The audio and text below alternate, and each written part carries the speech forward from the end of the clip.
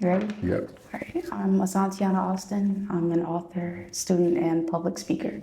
What inspires you to write Melanated Not Black and dive into the themes of identity and ancestry with Black culture?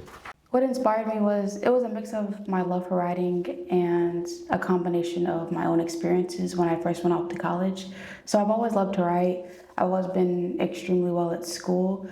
But what really inspired me was my own experiences that I had going off to a primarily white institution. And being around that setting really set the tone for different experience for me and some of my melanated classmates. We really felt, I won't say out of place, but we felt there was favoritism and that our voices weren't being heard and nothing was being done about it. So what we really did was we protested, but nothing seemed to work. So I decided, well, let me just write a book and see what that does for the voices, the Black community. And it seems to be working, so I'm just gonna keep doing what I'm doing and in hopes of being a voice for my community. How long did it take you from the process from knowing you wanted to write a book and then actually finishing it? How long was that process? So when I came back home from college, from Blackburn, and transferred to Lincoln Land, I started turning those poems I was writing into a book, and I'd say I finished it in about 3 months. Wow, that's very impressive. Thank you. What's the most challenging aspect of writing this book and how did you overcome that? The most challenging aspect was feeling like I was going to be judged for something that I would say people in my community don't really do. You don't see a lot of Black authors. So that was really the hardest aspect of it, along with the writer's block here and there. But other than that, I felt pretty confident in myself that I would be able to finish the book. So is the whole book just different poems? Yes, it's a combination of 63 poems in total. Wow, that's cool. Beyond writing, what other avenues do you explore and express yourself creatively or to connect with your community? To connect with my community, I am part of the Lincoln Land Community College Black Student Union group, and we partake in protests, giving back to the community through homeless shelters and things of that nature.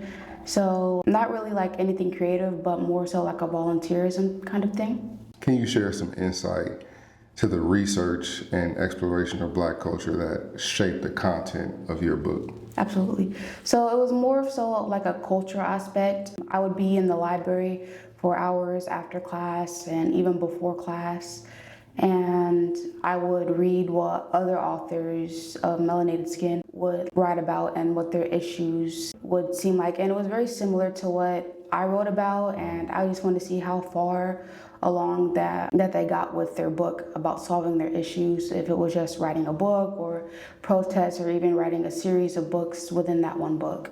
What are your future plans as an author and speaker? As an author, hopefully to win a Grammy for poetry. Wow. Along with a couple other awards. I'm currently working on a children's book. That's my next project. And as a speaker, it would be more to get involved with my community, to speak to the youth, so my age, and let them know that there's literally no limit to what you can do. That's awesome. If you could highlight a particular poem or section of the book that holds a special significance to you, what would that be and explain why? It'd probably be page 38, where I talk about since youth how my mom is so proud of me, given health challenges and everything, and how she's still proud of me sticking by my side. That's awesome. You and your mom pretty close? Yes. That's great. If you could read your favorite page in the book, what would that be? If I could read my favorite page in the book, it would probably be page 12, because my kindergarten teacher, she helped me to set up all of this and encouraged me to go after my dreams of becoming an author. And that page really holds near and dear to all three of us, so it'd probably be page 12. You mind reading that? Of course. I stand firm and strong under pressure. We stand firm under pressure because pressure makes diamonds, and diamonds are gorgeous. I am the essence of resilience. I am not defined by others' perception of my skin, but my own reflection in the mirror. And every day I see more than just the color of my skin. I see me for me. I see my strength, I see my love, my pain, and my worth, my triumphs, because we are the victory and nothing short of it. That's amazing. Thank you. That's amazing. If you could give a message to anybody wanting to start a book or just wanting to perfect their craft of poetry, what would you say to them to inspire them to go after their dreams? I would say if you consider yourself an underdog, you will always be looked at as an underdog, and just to go after what you want. Wow, that's amazing. I feel like I needed to hear that too.